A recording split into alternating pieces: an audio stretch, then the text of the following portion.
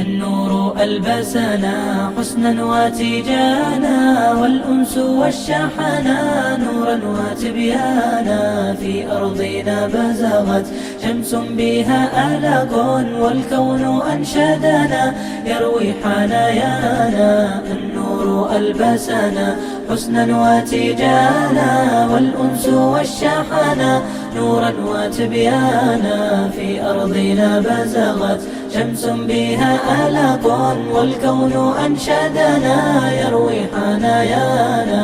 البدر طوقنا من نوره حلالا، يغدي بطلته حبا وريحانا. يا من تخرج يبغي الدرب منطلقا، ويزرع النور في الأرجاء ألحانا. هذا التخرج زانت منه أفئدة، في أرض تربية التعليم تغشانا. القلب أطربه ما جاء يطربكم، والروح يسعدها تأتون ألوانا. مبارك لكم في كل قافية، وأسعد الله قلبا زانا إيمانا. هذا التخرج درب صغاه أنتم، فحيها لنا أبدا بالعز مزدانا. الحمد لله حمدا يوافي نعمه ويكافئ مزيده، والصلاة والسلام على من نصره على أعدائه وأتم تأييده. أما بعد، أيها الإخوة الكرام، ها نحن بفضل الله ومنه سبحانه وتعالى نلتقي معكم في حلقة جديدة من هذا البرنامج، برنامج وقفات مع كتب أهل العلم. هذا البرنامج أحبتي الكرام مليء بالفوائد الحسان، ويستحسن بطالب العلم أن يقيد كل ما يسمعه في هذا البرنامج أو في برامج أخرى ستأتي معنا إن شاء الله تعالى. اليوم إن شاء الله نتناول كتابا جديدا من الخزانة الإسلامية، وهذا ليس ككل الكتب، فهو كتاب فريد في أبوابه ومضمونه، لا سيما أن هذا الكتاب هو للحافظ أمير المؤمنين في الحديث المغوار، فارس هذا الميدان، الحافظ أحمد بن علي ابن حجر عسقلاني شهاب الدين أبو الفضل الكناني المصري رحمة الله عليه. والحافظ ابن حجر العسقلاني رحمه الله هو عالم لا يشق له غبار. لا أدري، لعل كثيرا من الناس ليس لهم علم بترجمة هذا العالم.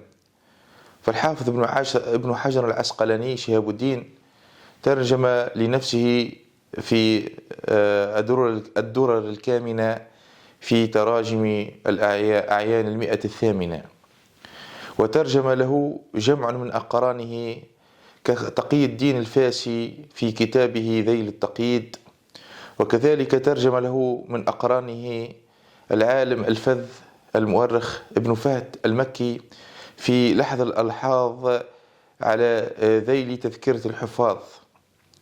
وتذكرة الحفاظ الحافظ المؤرخ الجابذ الإمام الذهبي، وذيل عليه الإمام الحسيني. كذلك ترجم للحافظ ابن حجر العسقلاني، ترجم له أيضا من تلامذته الإمام البقاعي، وقد أفرد في ذلك كتابا أو رسالة صغيرة، وقد فهرستها ونشرتها في هذا البرنامج فيرجع إليها حتى لا نطنب في الكلام. كذلك ترجم له تلميذه الحافظ السخاوي، ترجم له في الضوء اللامع، وأفرده أيضا بترجمة بمؤلف كامل يتناول فيه ترجمة شيخه وأستاذه الحافظ ابن حجر العسقلاني رحمة الله على الجميع، وهي جواهر الدرر في ترجمة الحافظ ابن حجر العسقلاني. فالحافظ ابن حجر العسقلاني وكتابه الذي بين أيدينا كما سنعرف به إن شاء الله يرجع أصله من آل حجر، وآل حجر هم من الجريد التونسي، كما ذكر ذلك المؤرخ ابن تغري بردي في المنهل الصافي والمستوفي بعد الوافي، إذ ترجم أيضا له ابن تغري بردي في كتابه هذا، أي ترجم الحافظ ابن حجر العسقلاني في كتابه المنهل الصافي، وذكر أنه من جريد تونس أصل آبائه الأول. كذلك تبع ابن تغري بردي تلميذه في هذه الترجمة، وهو ابن عماد الحنبلي في شذرات الذهب، حيث ترجم أيضا الحافظ ابن حجر العسقلاني. ونلاحظ أن كثير من العلماء سواء من أقران الحافظ ابن حجر العسقلاني أو من جاء بعده من تلامذته قد ترجموا وأسهبوا في ذكر مناقب هذا الإمام العالم المغوار. فابن حجر العسقلاني ترك للأمة الإسلامية تراثا عظيما ينهل منه المتأخرون ونهل منه المتقدمون، ولا زال ينهل منه من جاء من بعدهم. فقد ترك كتابا عظيما، حيث قال الشوكاني رحمة الله عليه قال: لا هجرة بعد الفتح. وكتابنا هذا هو كتاب فتح الباري في شرح صحيح الإمام البخاري. ولم يزل كتاب صحيح الإمام البخاري حافظ الأمة رحمة الله عليه السمرقندي لم يزل هو في ذمة الأمة، ولم تبرأ به الذمة بعد، ولم يزل يعني هو فرض كفاية على الأمة، حتى جاء الحافظ ابن حجر العسقلاني وأدى هذا الفرض وهذه الأمانة، وكفى الأمة مؤنة العناية بكتاب صحيح الإمام البخاري شرحا وتعليقا وبيانا وتفسيرا وتأويلا. لكن أيها الأحبة الكرام، أريد هنا أن أنبه على شيء. لا يعني هذا أن الحافظ ابن حجر العسقلاني لم يسبقه غيره من العلماء في شرح صحيح الإمام البخاري، فنجد منهم أساتذته، منهم صبت ابن العجمي، وقد استفاد من كتابه الذي أيضا قد سبق أن نشرته وفهرسته في برنامجنا هذا، واسمه تلقيح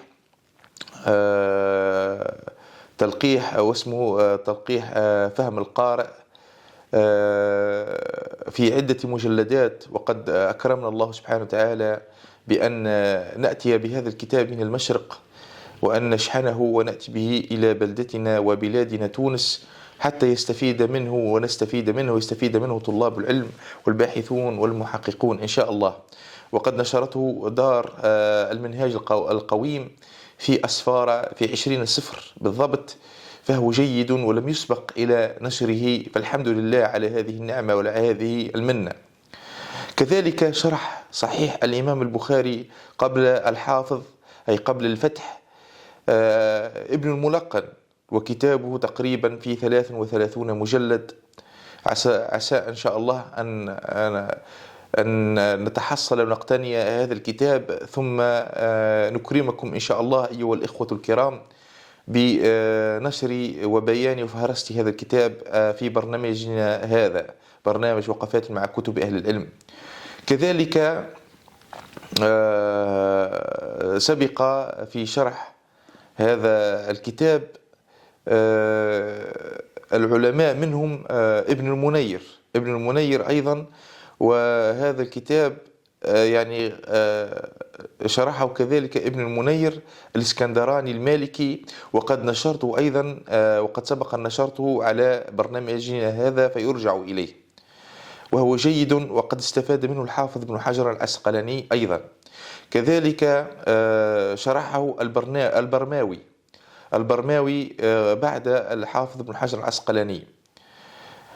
في الحقيقة أيها الأخوة الكرام، قد تناول صحيح الإمام البخاري جمع من العلماء بالشرح والبيان والتفسير وتخريج الأحاديث والحكم عليها.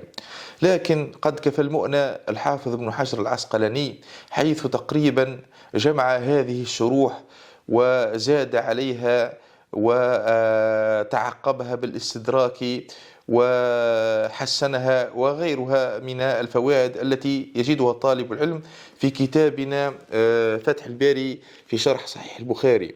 لكن شرح صحيح البخاري أي فتح الباري لابن حجر العسقلاني فقد حلاه بمقدمة أظهر فيها شروطه رحمة الله عليه، وأردفها أيضا بكتاب ومؤلف جيد وهو تغليق التعليق، أي التعليقات التي وردت في صحيح الإمام البخاري. فقد تقريبا وصل معظمها وأسندها وحكم عليها وبينها رحمة الله عليه، كما سيجده إن شاء الله طالب العلم والقارئ النبيه في هذا الكتاب. لكن المقدمة التي سماها به هدى الساري وقد انتشر بين ألسنة العامة أنها تسمى هدي الساري، ولكن الذي رجعه محقق كتاب تلقيح القارئ فهم القارئ لصبت بن العجمي طبعة دار المنهاج القويم، أنه كما ذكرت ذلك وتجدونه في الحلقة الأولى أن الاسم الصحيح للمقدمة وهو هدى الساري، وهذا الذي رجحه المحققون بعد بحث واستقراء للكتب إن شاء الله. فالأمر واسع، حيث أن هدى الساري هذا لي معه قصة، وقصتي هذا أنني ذات يوم عندما أردت اقتناء هذا الكتاب وأكرمني الله سبحانه وتعالى بشراء هذا الكتاب، فجزا الله خير الجزاء صاحب المكتب الذي أعطاني هذا الكتاب بثمن معقول وموضوعي، ولم كما يقال يعني يرفع علي السعر. فذهبت أنا وصاحب وأحد أصدقائي المصريين فاقترضت منه مالا، حيث أن بطاقتي لم أستطع أن أسحب من الموزع الآلي في ذلك اليوم أن أسحب نصيبا من المال، لأن الموزعات تقريبا الموزعات جميعها معطلة، فبقي واحد فقط في معرض من معارض بلاد المشرق، فبقي واحد فقط، وهذا الواحد عليه تقريبا يعني صف طويل من الناس ينتظرون، وخشيت أن ينتهي ذلك اليوم ويذهب هذا الكتاب. فالله سبحانه وتعالى ألهمني أن سألت هذا الشخص فأعطاني مبلغ من المال بعد أن سألني لماذا، فقلت له أريد أن أشتري كتاب فتح الباري طبعة مؤسسة الرسالة، وهي من أجود الطبعات إلى يومنا هذا، وننتظر إن شاء الله كما ذكر بعض من أهل العلم أنه سيطبع طباعة جيدة محققة تحقيقا فنيا عظيما، أي فتح الباري لابن حجر العسقلاني، تنشي وتغني تغني عن جميع الطبعات السابقة، إذ تعلمون رداءة هذه الطبعات، وتقريبا كلها تصحيفات وتحريفات ورداءة فنية ونشرية، فلا نطيل الكلام فيها. إلا هذه الطبعة، طبعة مؤسسة الرسالة أو الرسالة العالمية، كلاهما واحد إن شاء الله، فهي طبعة جيدة إلى يومنا هذا حتى يأتي ما ذكرنا إن شاء الله. فصاحبنا المصري قال جيد، قال نذهب مع بعض إن شاء الله، وأشتري بعد أن أعطاني المبلغ الذي اقترضت منه حتى أخرج من المعرض وأسحب من موزع آلي آخر ثم أعطيه ما اقترضته منه. فقال نذهب مع بعض حتى أقتني هذا الكتاب وأنا أبحث عنه، وسعره مرتفع في بلادنا أي في مصر بلاده.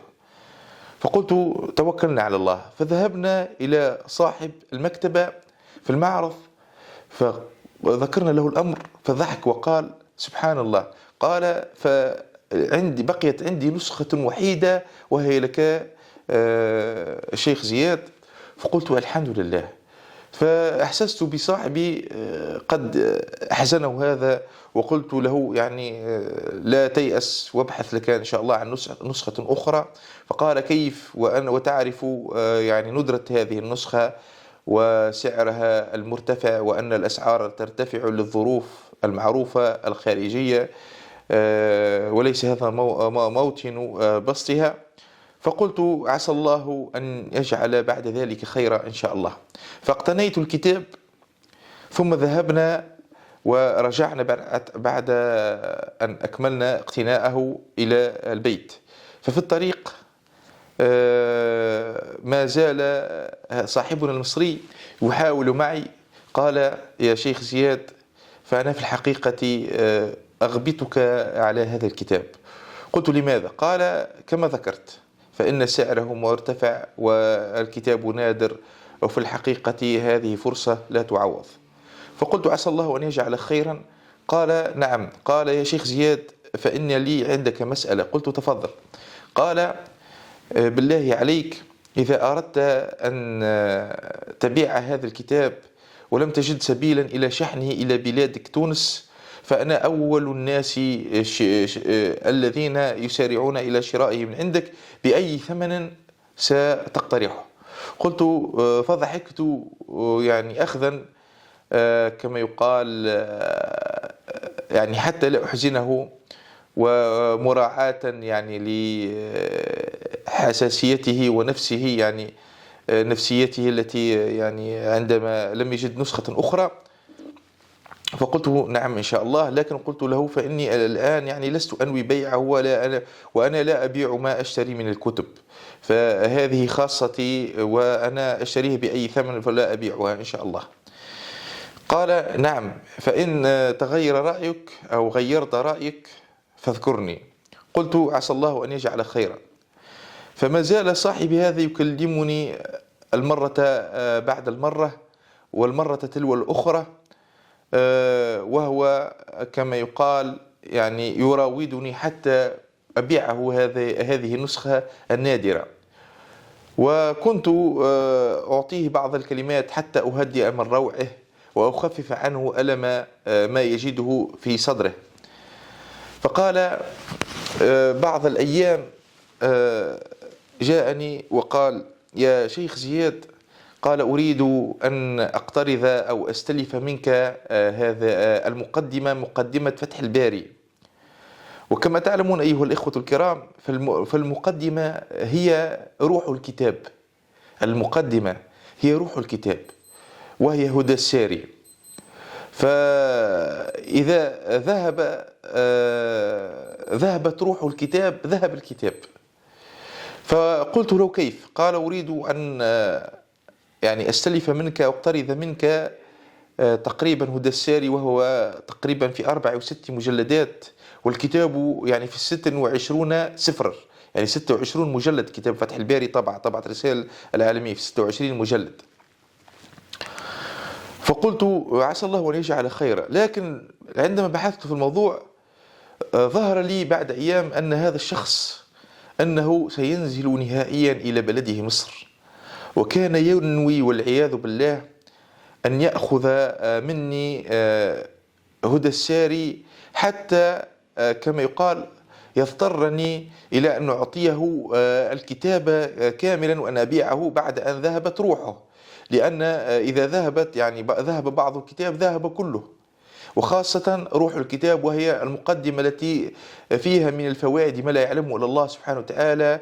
وقد بسط فيها الحافظ ابن حجر العسقلاني شروطه في شرحه هذا فتح الباري.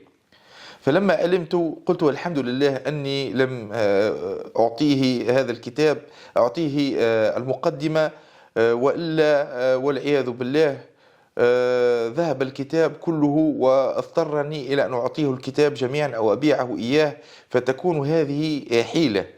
وهذه الحيلة هي من الحيل كما يقال يعني هي غير شرعية، لكن بعض الناس يعني يجدون يعني كما يسلكون إليه سبيلا حتى يحصلون مرادهم. فنسأل الله أن يغفر لنا ويغفر له ويغفر لجميع المسلمين. وقد ذكرت مثلها من القصص في ترجمة مؤلفات الحافظ ابن حجر العسقلاني لتلميذه البقاعي في إحدى حلقات في هذا البرنامج، فيرجع إليه فهي شبيهة بها، وقد وقعت مع ابن حجر العسقلاني في إقراضه لبعض من كتبه من مكتبته العظيمة. فأيها الإخوة الكرام، فالحافظ ابن حجر العسقلاني في النهاية قد توفي سنة 852 للهجرة رحمة الله عليه، وقد ولد ونشأ بعسقلان، وهي إحدى المدن بفلسطين اليوم. فالكتاب في 26 مجلد يستفاد منه، وفيه من الفوائد الحديثية والفقهية، لكن معظمها على مذهب الإمام الشافعي، ولكن بالتحقيق في بعض المسائل فلا يستغني عنه طالب علم. وأنصح بقراءة هذا الكتاب مع تعليقات بعض العلماء المعاصرين في مسائل العقيدة فيها التي استدركت على هذا الكتاب، لأنه لا يخفى عليكم أيها الإخوة الكرام، ففتح الباري مليء بالأشعريات، وهذه من الزلات التي كما يقال يعني انزلقت فيها قدم الحافظ ابن حجر العسقلاني رحمة الله عليه، وغفر الله له يعني وتقبل منه صالح أعماله. ولا يعني هذا أيها الإخوة الكرام، أريد أن أنبه هنا أن بعضا من الحدادية أو بعضا من الفرق التي من فروع الخوارج الذين يزعمون أنفسهم أنهم يسلكون سبيل أهل السنة والجماعة في الموازنة بين الأحكام والتعليقات والاستدراكات على ما وقع للعلماء من زلات وأخطاء كابن حجر العسقلاني والإمام النووي. فهؤلاء قدحوا بل وصلوا إلى تكفير والعياذ بالله علمائنا كابن حجر العسقلاني والإمام النووي رحمة الله عليهم أجمعين. وهذا مجانب لباب الإنصاف والعدل كما سلك طريق ذلك وبينه الحافظ المؤرخ الجهبذ المحدث فريد وعصره الإمام الذهبي، إذ ذكر كلاما في ترجمة بعض هؤلاء العلماء جيدا جدا في سير أعلام النبلاء الذي هو عندي وسأترجمه إن شاء الله وفهرسه في 30 مجلدا. ذكر كلاما قيما إذ قال بتصرف يعني وهذا ما فهمته، يعني قال أيها الإخوة الكرام، فلا ينبغي لأحد أن ينسى حسنات وما قدمه هؤلاء العلماء للأمة من تراث نافع وعظيم، أن ننسى حسنات هؤلاء وما تعبوا على تحصيله حتى يفيدوا الناس من بعدهم، ونقدح فيهم لمجرد زلات وأخطاء وقعت عندهم. فنبين فأهل السنة والجماعة لا يتكلمون في شخص هؤلاء إلا بالتحقيق، وخاصة أن هؤلاء لم يتبنوا أفكارا لمجرد أنهم يريدون أن يظهروا الباطل ويدحضوا الحق، لكن هذا ما وجدوه بعد استقراء واستقصاء للنصوص، وهذا ما وصلوا إليه بعد اجتهاد وآراء تبنوها، لكن لم يدافعوا عنها وينافع عنها منافحة الأسد في عرينه. فكما يقال يعني تلتمس لهم الأعذار الشرعية وتذكر مناقبهم وما قدموه للأمة من فضائل، وتبين أخطاءهم ومواطن الخطأ في كتبهم حتى لا يقع فيها من يأتي من بعدهم. فجزاكم الله خيرا، فافهموا هذا فإنه دقيق. فلا يتكلم في أعراض العلماء ولا يقدح فيهم إلا بالتحقيق، ولا يسبق لقول لم يأتي به من قبلكم. أيها الإخوة الكرام، لا تسبقوا إلى قول ولا تحدثوا قولا لم يأتي به من كان من قبلنا من العلماء الأفاضل. فالكتاب فيه من الأشعريات، ولا بد أن يقرأ بالنسبة لطالب العلم المبتدئ، أن يقرأ مع التعليقات لبعض مشايخ العصر المعاصرين الدكاترة والعلماء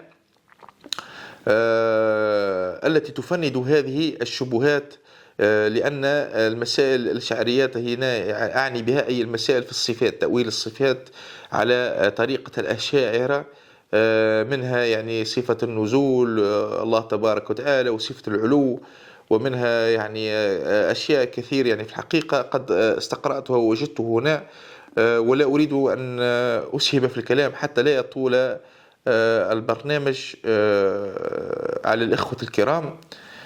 فالكتاب في المجمل جيد جدا في مضمونه وأبوابه، ويستفاد منه استفادة جيدة ودقيقة، ويحصل منه طالب العلم علما جما إن شاء الله. فنسأل الله سبحانه وتعالى أن يعلمنا ما ينفعنا، وأن ينفعنا بما علمنا، وأن يجعله الوارث منا. اللهم اغفر لنا ولوالدينا ولجميع المسلمين، وجزاكم الله خيرا أيها الأخوة الكرام، إلى أن نلتقي بكم إن شاء الله مع حلقة جديدة من هذا البرنامج، برنامج وقفات مع كتب أهل العلم. يوما نراكم وإن المجد يغبطكم، وأنتم الخير في الأمجاد ركبانا، أسقيتم القلب مما جاد مهطلكم، ماء الحياة سخيا جاء هتانا.